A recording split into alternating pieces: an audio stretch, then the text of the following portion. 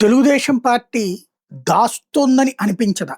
ఒకసారి cross check చేసుకోవాల్సిన అవసరం అయితే వాళ్ళకే ఉంది. ఎందుకంటే తిరుమల తిరుపతి దేవస్థానం లడ్డు విషయంలో బయట ఊకదంపుడు ఉపన్యాసాలు జరుగుతున్నాయి.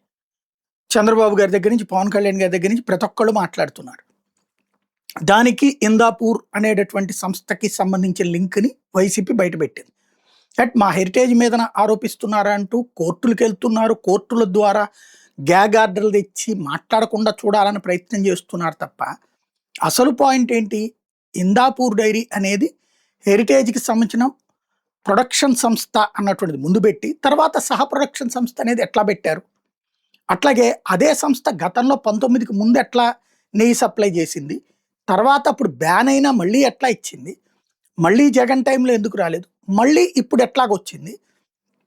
వాళ్ళు పాల సబ్ ఉత్పత్తులు చేస్తారు, హెరిటేజ్‌కి అమ్ముతారు అన్నోళ్ళు, మరి నెయ్య ఎందుకు హెరిటేజ్‌కి అమ్మట్లేదు? ఇవన్నీ ఇష్యూస్. వీటన్నిటికి సంబంధించి అసలు అది హెరిటేజ్ అనే దానికి పన్నులు ఏది ఇందాపూర్‌కి పన్ను కట్టిందే జీఎస్టీ హెరిటేజ్ కావడం, ఇవన్నీ చర్చకి తీసుకొచ్చింది వైసీపీ. దాని మీదన చర్చ ఎక్కడ జరగాల?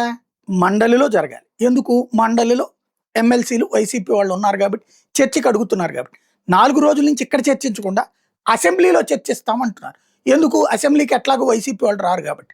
ఇప్పుడు సహజంగా వచ్చేది ఆ దమ్ముంటే వచ్చి చర్చించమనండి ఇప్పుడు అనే పదం. మరి దమ్ము ఇక్కడేమవుతోంది?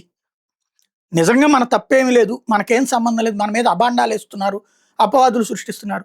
అసెంబ్లీలో, శాసనసభలో ప్రతిపక్షం లేదు కాబట్టి, అక్కడికి రానంటోంది కాబట్టి, ఆ స్పేస్ని వాడుకోవడం అంటేనే మనం భయపడుతున్నట్టు కదా. మండల్లో అడుగుతుంటే చర్చించం, అసెంబ్లీలో అడగకుండా చర్చిస్తాం అంటే సమాధానం అంటే చర్చకి వచ్చేసేటప్పటికి సమాధానం చెప్పలేని పరిస్థితిలో ఉన్నారని అర్థమైపోతుంది కదా.